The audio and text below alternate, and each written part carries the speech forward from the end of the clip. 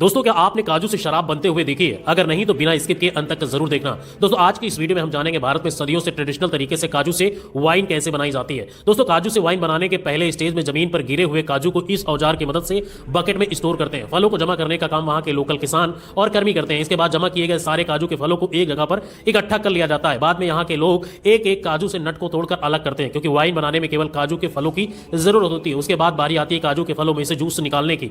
Wine बनाने के क्रम में यही पल सबसे मेहनत भरा होता है। दरअसल इसी प्रक्रिया में वर्कर पैर में जूते पहनकर अपने पैरों से कई घंटे तक लगातार ऐसे कुचलते रहते हैं। और उनके जूते कोई आम जूते नहीं होते, बल्कि उनके जूते में से सबसे निचला जो स्ट्रिप लकड़ी का बना होता है, जिससे कि जूस निकालने में थोड़ा आसानी हो जाता है। और फलों से निकला हुआ जूस इस छेद के जरिए दूसरी जगह पर जमा होता रहता है। तकरीबन 10 से 12 घंटे की कड़ी मेहनत के बाद सारे फलों से जूस निकाल लिया जाता है। लेकिन अभी भी इन फलों में से सारा जूस नहीं निकल पाता, इसलिए उनके द्वारा इन फलों को इकट्ठा करके एक रस्सी की मदद से कसकर रस्सी को लपेटा जाता है और अंत में इनके ऊपर भारी भरकम पत्थर रखकर छड़ी के सहारे टिकाकर रात भर के लिए ऐसे ही छोड़ देते हैं, जिससे कि इन फलों में से सारा जो बचा हुआ जूस है वो निकल जाता है। और ये लोग फलों में से जूस निकालने के लिए किसी भी तरह का मशीन का इस्तेमाल नहीं करते, क्योंकि उनका मानना है कि जूस अगर मशीनों से निकाला जाएगा तो उसमें लगा हुआ लोहे का जंग स्वाद में आ जाएगा, जिससे काजू का शराब अच्छी क्वालिटी से नहीं बन पाता है। अब उन फलों के बेकार वेस्ट को जंगलों में फेंक दिया जाता है। उसके बाद निकले हुए जूस पर फार्मेंटिंग प्रक्रिया किया जाता है, जिसके लिए सबसे पहले निकले हुए जूस को छान लेते हैं और उस जूस को 3 से 4 दिनों तक